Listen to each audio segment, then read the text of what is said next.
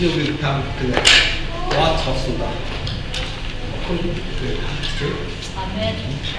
Бурхан бол үнэхээр гайхамшигтай бурхан. Би бурханд итгээд 12 жил болж байна. Тэгээд анх бурханыг таньж мэдэхдээ миний амьдрал маш хүнд хэцүү байсан. Яг л монголчууд ингээд юмыг ингээд амсаад явдаг тийм ээ. Тэгээд тэр үеэс бурхан миний амьдралд орж, миний амьдралыг удирдах, би өөрчлөгдөж, миний гэр бүл өөрчлөгдөж, бүхий л зүйл бурханы ивэл гэрэл, бурханы нэгүүлсэлд ор байгаа. Тэгээд 4 хоногийн өмнө Баясаа пастор надтай уцаар яриад та үг хуваалцах уу гэд тэгсэн. Тэгээд би юм бодсон ч хөө заа гэд хэлсэн. Тэгээ Баясаа пастор бит хоёр эмпахи удирдах зөвлөлд одоо 6 сар ажиллаж байна. Би бас Баясаа пастрыг сайн мэдгүй. Гэтэ энэ 6 сард энэ олон цуг ажиллаж байгаа залуу пасторуудаа хүндлэх, тэр хүмүүстэй хамтарч ажиллах тийм урам зоригтой болсон баг. Яг л хүний тодорхойг мэддэггүй. Бурхан бол хүн болгоны тодорхойг дэнсэлж яадаг. Тэгэхээр танай чуулганд би анх удаа ирж үг хуваалцах ч байна. Тэгээд та бүгд би мэддэг. Ямар гэр бүл төссөн юм, ямар ажил хийдэг юм, ямар зан чанартай хүн. Бурхан бол бүгдийг мэдж байгаа. Бурхан бол сайн учраас бүх хүмүүсийн зүрх сэтгэлийг дэнсэлж, бүх хүмүүсийн амьдралд өөрийнхөө үр нөлөөг өгч идэг. Би энд итгэдэг. Тэгээд заавчлаа.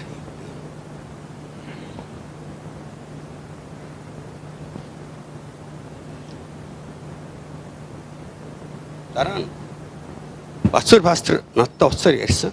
Тэгээд би Бацуур пастраас танай цуглаа ер нь ямар цуглаа юм бэ гэж асуусан. Тэгээд манай цуглаан 2 мөргөл хийдэг. Нэг нь гэр бүлтэй нас тогтсон хүмүүс, нөгөөт нь залуучууд гэдгсэн. Тэгээд та гэр бүлтэй хүмүүст үйлчлэнэ гэдгсэн. Тэгээд миний хувьд бол гэр бүлтэй маш хайртай. Ягаад гэвэл би нэгэн цагт өөрийн гэр бүлээ маш хэцүү байдалд оруулж гэр бүлээ алдах шахажсэн. Тэгээ бурханы ивэл гэрүүлээр миний гэр бүл эргээд бүрэн бүтэн эрүүл мэнд тэ баяр хөөртэй амар тайван амьдарч байгаа. Тэгээ онцгойлон эр хүн бурханд итгэх нь маш чухал байдаг. Энд олон эрчүүд, олон ах нар харагдаж байна. Би гэр бүлээс ах トゥ хамаатаас хамгийн анх бурханд итгэсэн. Тэгээд миний хувьд би 8 хүүтэй, 1 охинтой айлын дунд хүү, 5 эрэгтэй дүүтэй. Тэгээд миний аав автобусны жолооч, ээж минь тоосгоны үйлдвэрт ажилладаг, ингээ ажиллаж хүмүүс байсан. Би бүх хуваалцахын өмнө та нарт өөрсдөө багцсан танилцуулъя. Тэгээд 8 хүн 1 охиныг авч явахын тулд маш их хөдөлмөрлөх хэрэгтэй байдаг. Манай аав өглөө 5-ст яваад орой 1 цагт ирдэг. Ээж минь маш хүнд ажил хийдэг байсан. Тэгээд тэр 9 хүүхдийн дундаас би ээж аавыгаа маш их зовоодог. Үнэхээр шар махтай хатгаана гэж ярьдаг тийм ээ. Тийм хүүхд байсан. Тэгээд амьдралын ирэхээр гэр бүлтэй болоод ингээд бурхан надыг өөрчилсөн юм аа. Яагаад бурханд итгэх болсон бэ гэхээр би 27 жил буддаа гэж үтсэн. 4-5 жил бөөгөж явсан. Дараа нь сарандаваа хичээж зөндөө явсан. Дараа нь энэ ээж мод ээж хадгээ зөндөө явсан. Бомбын тахилга гэдээ бас олон жил явсан. Хамгийн сүүлд Отгон тэнгэр уулыг би 3 удаа тагсан. Яагаад гэвэл би нэг асуудалтай болчихсон байсан. Би маш их өртөө болчихсон байсан. Тэгэд энд бас өртөө хүмүүс байгаа бах тийм ээ. Тэгэд арилжааны 6 банкнд 2 хадгалан жил оршоо 38 өнд өртөө болцсон. Миний амьдрал яг там шиг байсан. Би бүх зүйлээс аврал ирээд олж чадаагүй. Гэхдээ цорын ганц бурхан байдаг юм а гэдэг би нэг өдөр таньсан баг. Би Библийг уншаад, Библийн зарчмыг уншаад би уйлдаг. Би ер нь энэ 50 шахуу наслахтаа яг юу хийчихсэн юм бэ? Би ер нь хаана явсан юм бэ? Би ер нь хин юм бэ? Шүн нойр хүрдэг байсан. Өөртөө хүмүүс бол гадралж байгаа тийм ээ. Өдөржингөө утас дуурна. Утас битээ дураасаа гэж хүсдэг. Шүн нойр хүрэхгүй 3 цагт босчдөг. Тэгээ амиа хорлох гэж бас 2-3 удаа үдсэн байгаа. Тэг үнэхээр бурхны ивэл өрөөдөр өнөөдөр энэ зогсож байна ах дүүнраа.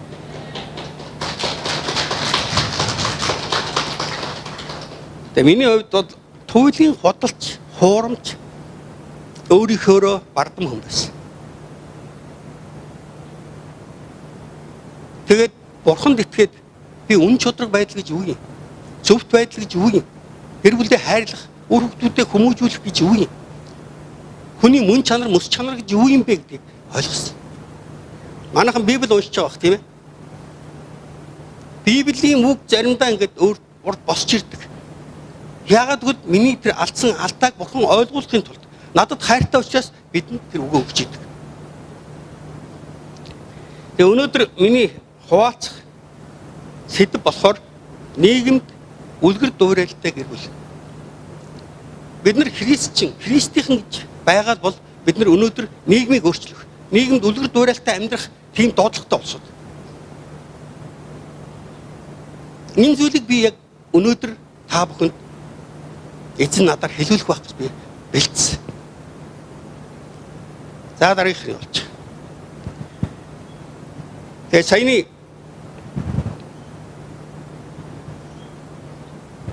Матай 6:5-16 Матай номон дээр хаанчлалын талаар, бурхны хаанчлалын талаар маш их зүйл байдаг. Хүмүүс та нарын сайн үлсийг хараад Тэнгэр дэх эцгийг тань алдаршуулахын тулд та нарын гэрэл тэдний өмнө хийхүү гэрэлдэг гэсэн байна. Та нарын гэрлээд бидний гэрлээ гэлээ. Бид нар гэрлэж чадж гин үгүй. Бид нар үнэхээр тэнд давс байж чадж гин үгүй. Бидний гэрэл энэ нийгэмд гэрэлтэж чадж гин үгүй. Бид нар өөрсдөөс асуух хэрэгтэй. Би урд нь бол үнэхээр хүний нүдний өргөс болсон юм байсан. Манай мах комитетийн надыг алдахгүй. Ямар сайнда манай 62-ын багш нар эхнэр битрийг суусны дараа манай сургуулийн хамгийн сайн охин, хамгийн хогийн хүнтэй суучлаа гэдэг маш утсан гэсэн. Тэгээ миний амьдрал Багдад үдсэн амьдрал, миний зовлон бэрхшээл, миний зүрхний шархт хэмлэсэн. Тэгээд эхнэртэйгээ гэр бүл болоод эхнэрээ гэрээс нь оргуулад тэгээд баян шунд жижигхэн банаг бариад тэгээд амьдрахад тэр амьдрал эхэлсэн. Тэгээд үүндээ хүмүүс над дургүй байсан. Гэхдээ бурхан бол сайн бурхан юм аа. Бурхан биднийг өөрчилдөг. Магадгүй энэ дотор зөндөө олон зүйлийг туулж байгаа хүмүүс байгаа бах. Тэгээ эзний сайныг мэдэрч бурханаас имэж бурхан гэж байдгиймаа гэж энэ мэдсэн энэ имэйлт байгаа үед хүн өөрчлөгддөг. Бид нар эхлээд өөрснөө дотроо өөрчлөгдөж энэ дотроо бидэнд бурханыг байлгаж, бурханы ариун сүнсээр дүүрчээж бид нар хүмүүст ханддаг. Хүмүүст хүрдэг. Эвэлийн хурд чуулганы ах トゥ нараа та нар үнэхээр энэ эзний гайхамшигтай тэдний гэрэл тэдний өмнө тийхүү гэрэлдэг гэдэг энэ үгийг санаарай. Бид нар өнөөдөр гэрэлтэж, бид нар өнөөдөр үнэхээр энэ зөв итгэл, зөв амьдралаар амьдарч үр удмыг өрөөхгүй бол энэ нийгэм ямар байгааг та нар мэдчих. Байгаагүй шүү дээ. Захиргаалт үед гээд бидний амьдарч байсан үед бол бүр өөр байсан. Өнөөдөр дур зоргоор сүүлийн 30 жил хүмүүс дуртайгаа хийж, дуртай газараа явж, дур зоргоор ажиллаж байгаа. Энэ учраас өнөөдөр амьдрал ийм байна. Тэгээ биднийг аварсан бурхан биднийг өөрчилж, бид нар энэ зүйлийг өөрчлөх юм аа гэдэг. Амен үү? Христ итгэл гэр бүлүүд энэ нийгмийг өөрчилнө. За тэгээд дараах нь очих.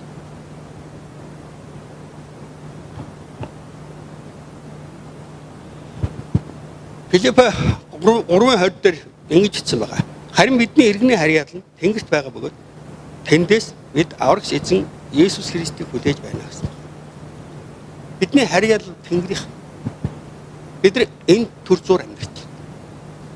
бид энэ төр зуур амьдрахдаа бид нар Бурхны үгийг, Бурхны амьдралыг, Бурхны мөн чанарыг хүмүүст дамжуулаад үр удамдаа бий болгоод, үр удмынхаа итгэл үнэмшлийг босгоод бид нар явах юм. Тэгээ өнөөдөр бидний хийж байгаа ажил, бидний амьдарч байгаа ажил үүс бүхий л зүйл Бурхны алдрын төлөө байх хэрэгтэй. Бурхны алдрын төлөө гэж хэлэхгүй байх тунаа. Өнөөдөр бид нар Бурхныг алдаршуулахын тулд энд амьдарч байгаа. Тэгээд бүх сүм чуулганууд өөр өөрийн гэсэн алсын хараатай, өөр өөрийн гэсэн дуудлагатай, өөр өөрийн гэсэн хэм маягтай. Бид нар адилхан биш. Гэхдээ бид нар нэг биеийн эрхтнүүд. Бид нар зарим нь толгой, зарим нь хөлийг, зарим нь зүрхийг, зарим нь гарыг, зарим нь их биеийг төлөөлж өгдөг.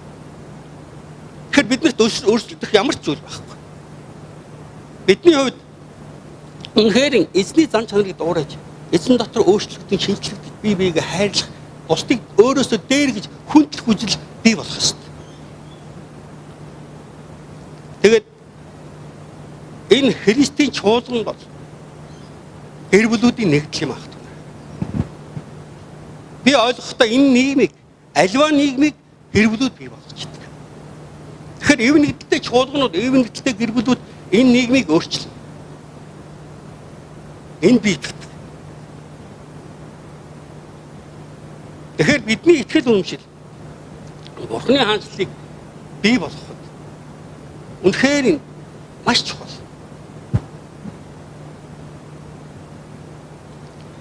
Чуулган юуны төлөө байдгийг? Чуулган нь болохоор Бурхны хаанчлалыг бий болгохын төлөө. Чуулган нь юуны эсрэг байдгийг? Чуулган болохоор энэ гэмт үйлдэл, удирмуу явдал, хэл хахуул, хулгай, дээрэм энэ бүх бузармуугийн төлөө байдаг. Гэр бүл салалт, аборт, аллах, хядлах, хүч шийлэл. Энийний эсрэг бид нар зогсох ёстой. Бид нар энийний эсрэг хууль үнэхээр дуугаа өргөдөг. Энийний эсрэг нийгэмд бид нар үнэхээр тэр өөрснийхөө үйлчлэлээр харагдсан байх ёстой. Энэ бол үлгэр дуурайлттай гэр бүлүүдийн нэг зүйл байна.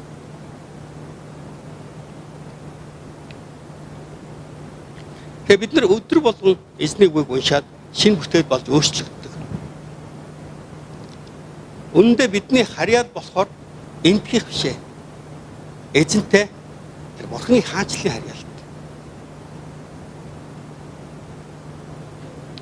Тэгээ миний хувьд болохоор ер нь өөрийгөө өөрчлөх гэж хичээдэг л дээ. Маш олон зүйлийг өөрийгөө өөрчлөх гэж ямар ч байсан хүмүүстэй сайхан харилцах гэж урдныхаа алдааг давтахгүй байж маш олон зүйлийг өөрчлөхийн тулд хичээж байгаа. Тэгээ Матай 24:14 дээр хаанчлалын энэхүү сайн мэдээ бүх үндэстэнд гэрчлэл болж дэлхийд даяар тунхаглагдана. Тэгээд төгсгөл ирнэ гэсэн байна.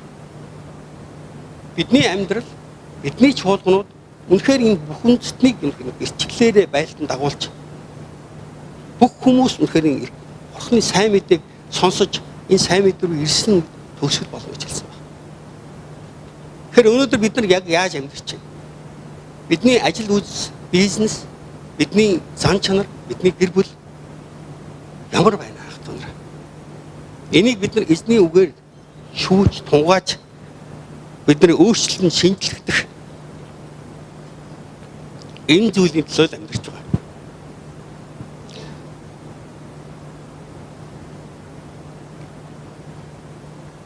Надад маш олон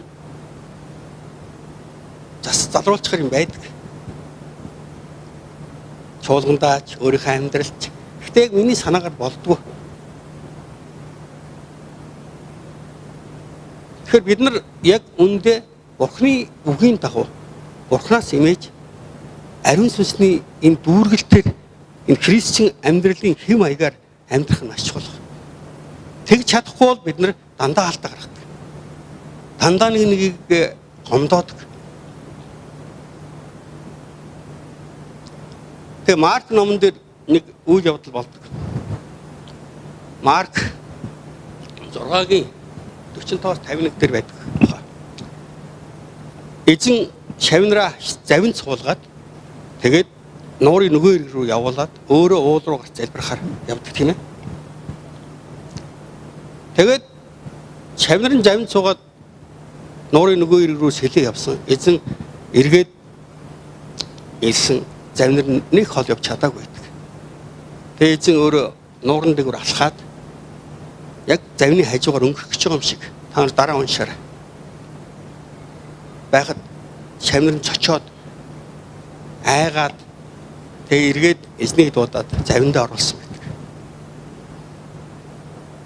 Ийм үйл явдлыг уншижсэн юм байна. Тэгээ бидний амьдрал яг ийм байдаг. Бидний амьдрал эзэнтэй юм шиг амьдраад байдаг. Эзнийг өөрийнхөө амьдралд өөрийнхөө дотор оруулж ирдэггүй.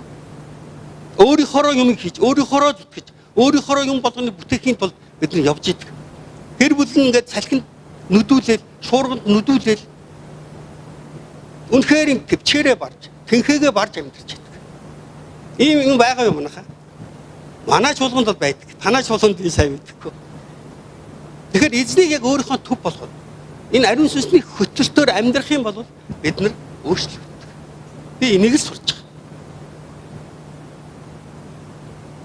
Эзэн яг хэн бэ? Бурхан яг хэн бэ? Гэдгийг ойлгох юм бол бүр амар болно. Би баясаа пастортай адилхан бизнес хийдэг. Бизнес хийгээд гэр бүлээ авчваад чуулганаа авчих бас хэцүү шүү дээ. Тийм амар биш.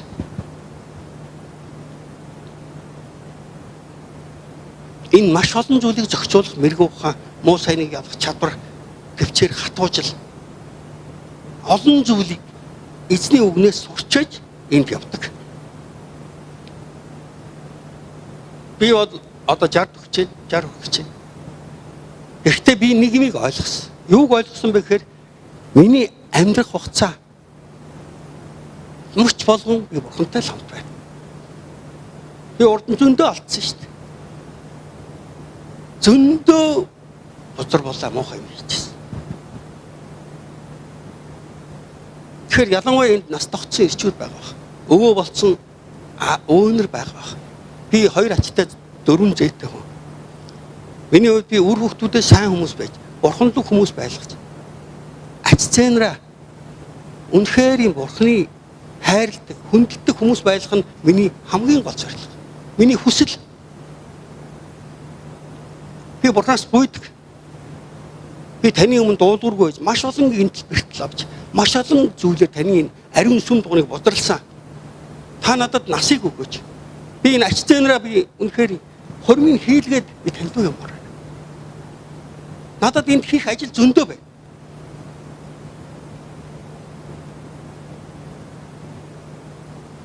Монголчууд бол маш хүчрэг ард хүмүүс шүү дээ. Гэхдээ тэр Чингис хаан гэдэг эзэн хааныхаа үгийг мартцсан ард хүмүүс байна. Үнэхээр мартцсан. Чингис хааны сургууль дээр яг юу гэж байдаг вэ?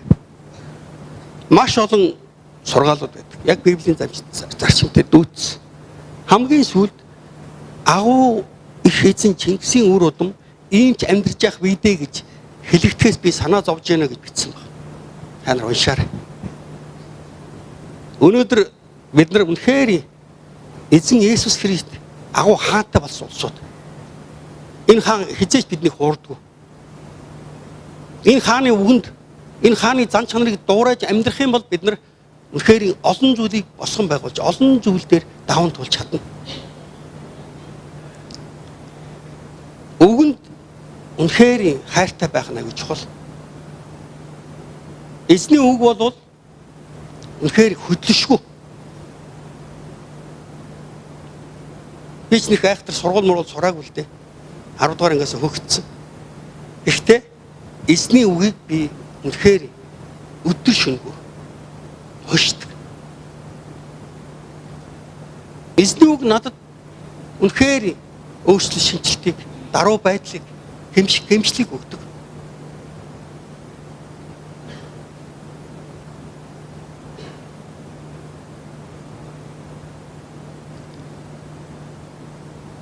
Хоёрдугаар Петр номын 1:2-3 уншаад гээ.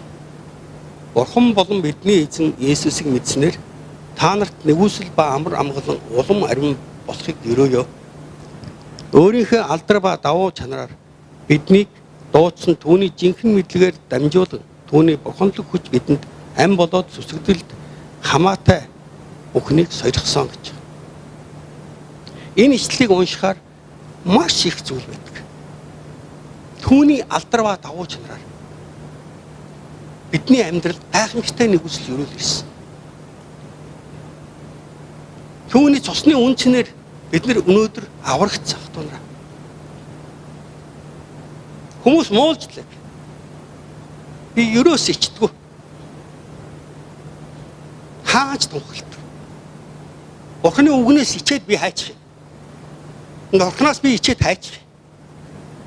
Бид нар яг ийм итгэлтэй байж, ийм итгэл дотор бусдыг босгон байгуулж, бусдын төлөө сайн мэдээ илгээлт үнэхээр ажил хөдөлмөр юугаа хийгээ.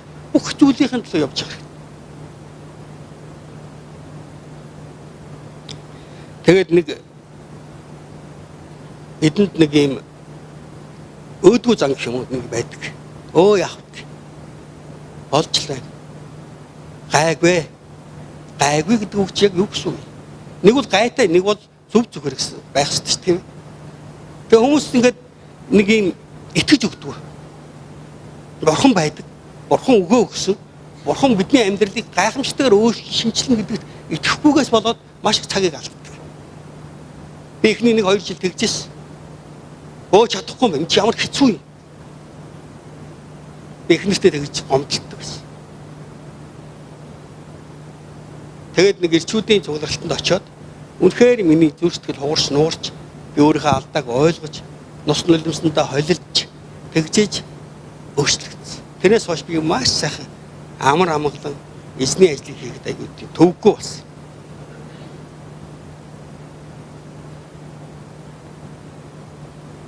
Тэгээ бид нар үнэхээр түүншгэд түүний зан чанараас, түүний хэлсэн үгнээс, түүний үйлсээс, түүний бүх хэл зүйлийг суралцах нь бидний хамгийн гол үүрэг байна.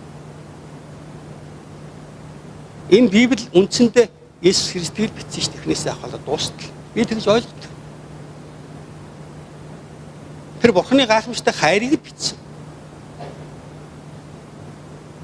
Тэгээ энэ зүйлийг ойлгохгүй бид нар цаашаа алхахгүй. Тэгээ та бүхэнд үнэхээр амжилт хүсэж байна. Үнэхээр Бурхантай хамт Бурхны хаанчлалд гэр бүлүүдийг босгон байгуулахын тулд хамтдаа зүтгэе. Нэгдүгээр Иохан номын 4:17 дээр ингэж хэлсэн байна. Үүгээр шүүлтийн өдөр биднийг зоригтой байлгахыг, шүүлтийн өдөрт биднийг зоригтой байлгахын тулд хайр нь бидний дунд төгс болов. Учир нь бид энэ ертөнцид түүн шиг байдаг гэж. Бид нар яг түүн шиг амьдарч, түүний үйлсийг санаж, түүний хайрыг санаж амьдрах юм бол бид нар энэ ертөнцид бид нар үнэхээр түүн шиг амьдарч чадна. Яагаад гэвэл Галаат номдэр хэлсэн байна. Махан бие биений хүсэл бол үхэл рүү, сүнсний хүсэл бол амьд руу хөтлөлт юм аа. Тэгэхээр бид нар махан биенийхээ хүслийг биш, сүнснийхээ хүслийг дагаж, эзний ариун сүнсээр хөтлөгдөж амьдрах нь хамгийн чухал байна.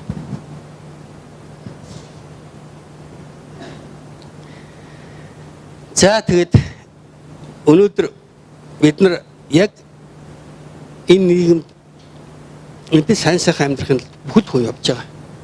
Гэхдээ өнөөдөр бид нар яг үнэндээ энэ нийгмийг авч явж гэнэ үү? Энэ нийгмийн одоо дагалдаж явж гэнэ үү? Тэдгүүл номон дээр ингэж хэлсэн байдаг. Хэр миний өнөөдөр чамд тушааж буй эзэн бурхныхаа тушаалыг чи сахин үйлдэхийн тулд тэдгээрийг сонсвол эзэн чамайг сүүл болгохгүй толгой болгоно. Чи доор орохгүй ямагт дээр нь байна гэсэн. Бид нар энэ нийгмийг хөдөлгөж хүчин авч явах тэр хүчин байх ёстой. Бидний хувьд үнэхээр өөртөө өөрчлөлтөнд шинжилгдэж бусдад сайн мэдээ болж тэр гэрчил болсон амьдралаар амьдарч үнэхээр энэ нийгэмд хүрэх ёстой. Энийг би ойлгодог. Энэ итгэл биднийг хөтж байдаг.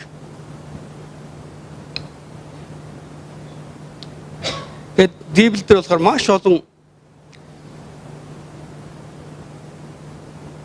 тэр маш хэцүү үед үнэхээр гайхамшигтай амьдарч ирсэн итгэлийн бааtruуд байдаг.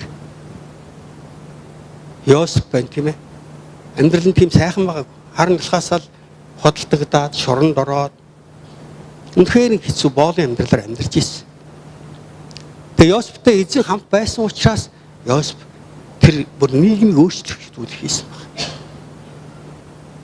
Даниэл ном бид нар уншдаг тийм ээ. Даниэл бол үнэхээр нэрг ухаантай хүн баг.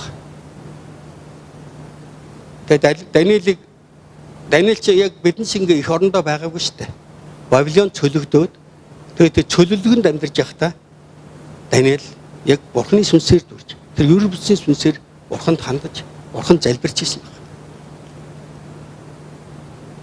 Тэгээд тэр зүйлүүдийг бид нар Библиэлдээс уншдаг. Тэгэхээр бид нар өнөөдөр Монгол улстай яг яаж амьдрах вэ? Яаж гэр бүлүүд өдөр дуурайлалтай энэ эзний үгийг дүрстгэлтэй хадгалж цаашгаа явах вэ гэдгийг суралцах хэрэгтэй.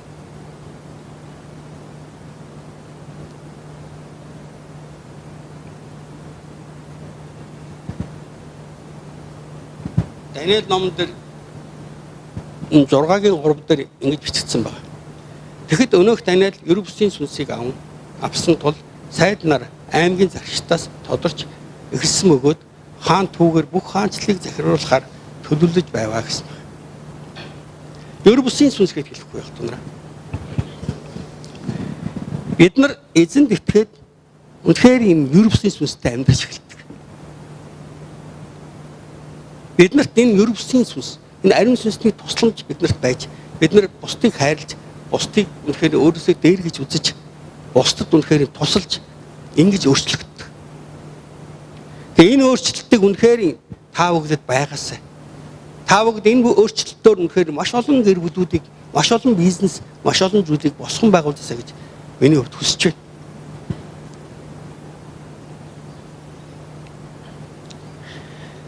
Тэгээд бид нар ярьдаг энэ төр засаг альва улс нийгэм энэ 7 өндөрлөг зүйл байдаг. Энэ зүйлүүд, энэ өндөрлгүүд бид нар яаж авах вэ? Одоо улс төрийн өндөрлөг гэдээ байгаа тийм ээ. Улс төрийн өндөрлөгт үнэхээр бид нар гарахгүй бол энэ хууль дүрм өөрчлөгдөхгүй.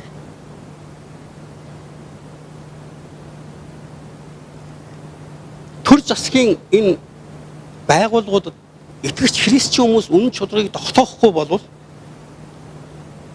нэг бол одоогийнхоор байвал ёр урамшуулна. Нэг бол эсвэл хориглоно. Хууль дүрм бол ийм л байдаг. Дараагийнх нь юу байж болох вэ? Боловсрал бид нар үнэхээр нөлөөлж багш нар чин шудраг үнэхээр үр хүүхдүүдийн төлөө зөв амьдрах, зөв зааж байхгүй бол энэ өөрчлөгдөв. Дараа нь урлаг соёлын салбар байдаг. Энэ олон салбаруудад бид нар үнэхээр итгэлийн ах トゥ нар гарч, итгэлийн ах トゥ нар тэнд ажил хөдөлмөр хийж, энэ Библийн зөв зүйтэй зарчмуудыг бид нар хөрөх ёстой.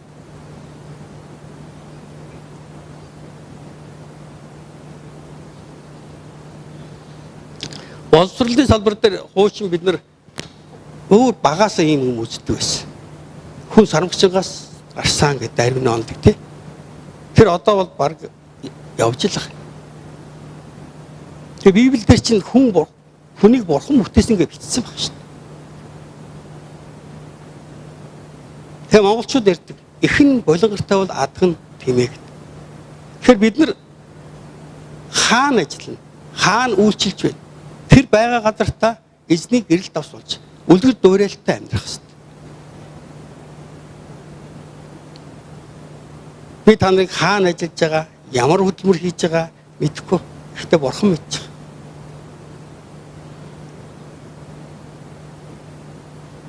Миний хувьд үнэхээр зөв шударга байж, ямар ч зүйлд өөрийгөө улааж, буруугаа хүлээж, энэ эзний үгэнд дуулууртай байхыг хичээдэг.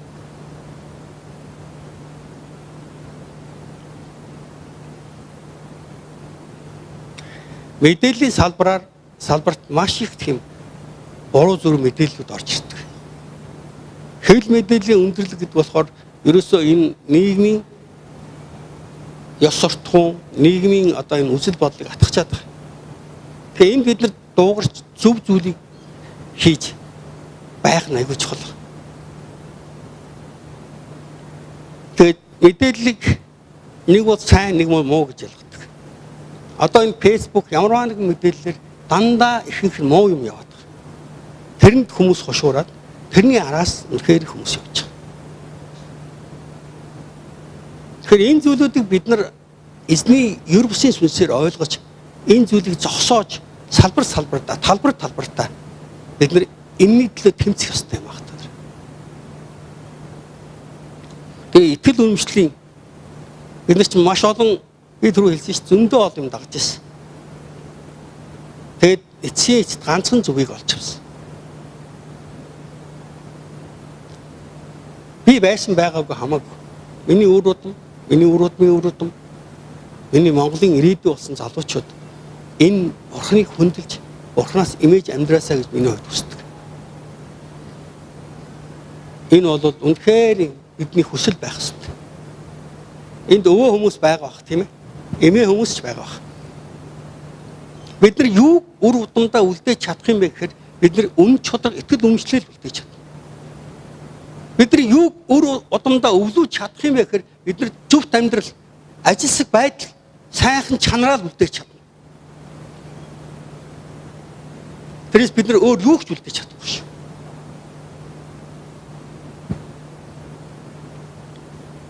Тэгээд дараа нь итгэл гэр бүлийн өндөрлөг гэдэг байна. Би энэ гэр бүлүүдтэй уулзж байгаа. Үнэхээр гэр бүлүүд эвнэгдэлтэй байж.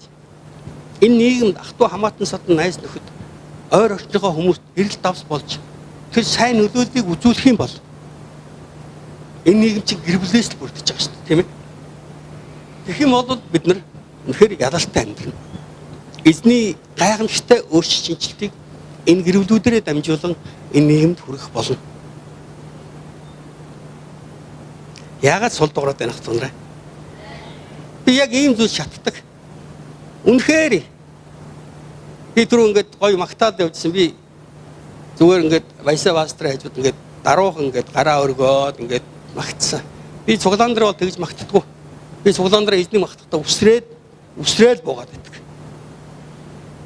Яагаад гэвэл миний зүрхтгэл зөв амьдралын төлөө.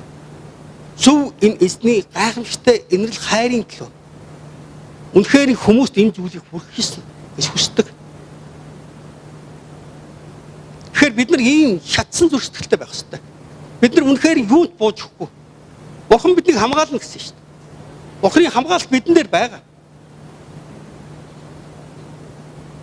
Бурхан яагаад хизээч хэнийг хуурдаг бурхан? Би л 12 жил бурхан надыг хуурсан юм би ерөөсөө мэдэхгүй. Бурхан би залбирлаа өргөхөд бурхан тэрийг биелүүлдэг. Аль хэдийн биелүүлсэн байдаг. Би зүгээр л энд нэг юм хүнийхээ чанараар, хүнийхээ байдлаар л амьдраад байдаг. Тэгэхээр бидэнд бас тийм алдаа байж магадгүй. Өнөөдөр бид нар бурханд итгэж, бурханы ард түмний гэр бүлүүдийг босгон байгуулахын тулд, бид нар өөрийнхөө гэр бүлийг босгон байгуулахын тулд бид нар өөрчлөлтөнд шинжлэхдэх. Энэ үлгэр дуурайлтай амьдралаар амьдрах тэр дуудлагатай гэр бүлүүд.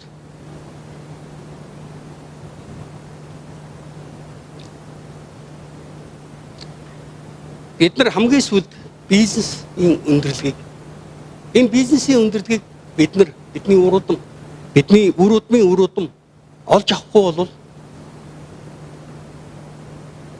бид нар цаашаа явахгүй. Энэ дээр байгаа боловсрал, шинжлэх ухаан, энэ соёл урлаг, энэ гэр бүл, энэ төр засгийн маш олон зүйлийг энэ бизнесийн өндөрлөг атгаж чаддаг. Энэ бизнесийг хийгээд энэ бурхны хаанчлалын энэ хөрөнгө оруулалтыг бид нар хийх ёстой ах トゥ нараа.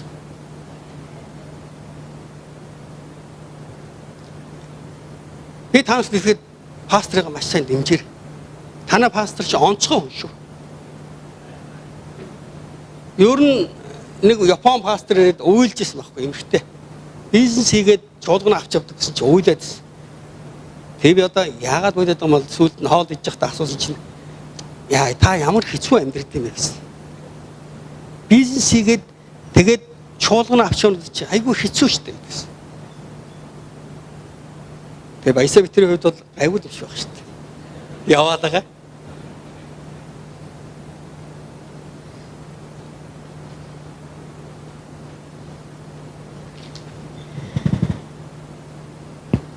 Тэгээ эцэст нь Даниэл 12:9-с 1-2 ижил уншия.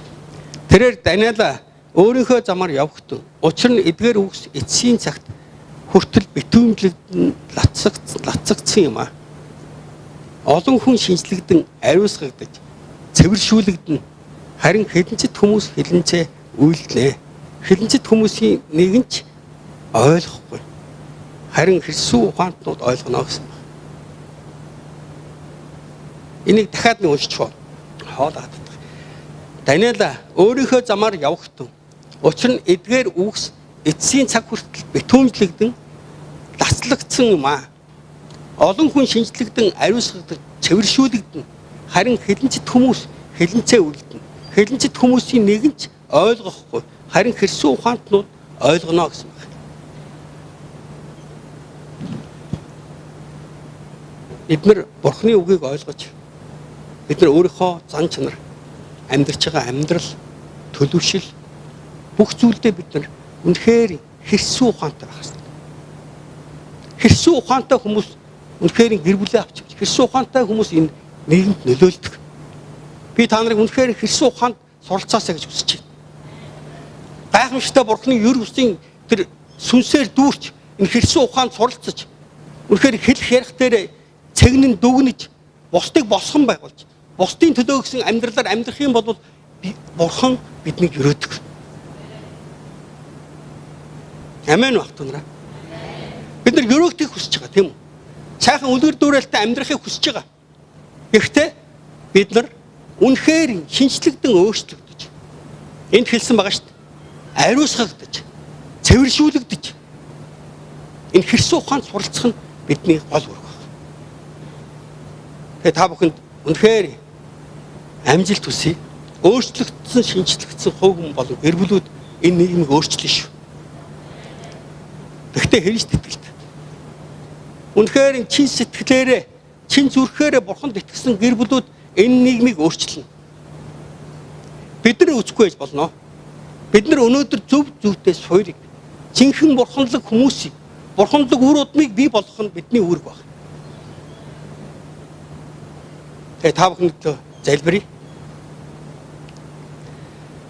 Баярлалаа мөнхийн агуу гайхамшигтай Бурхан минь. Тэ онцгойлон танд энэ чуулганы гэр бүл болгоныг хувь хүн болгоныг өргөн барь залбирч ирээч.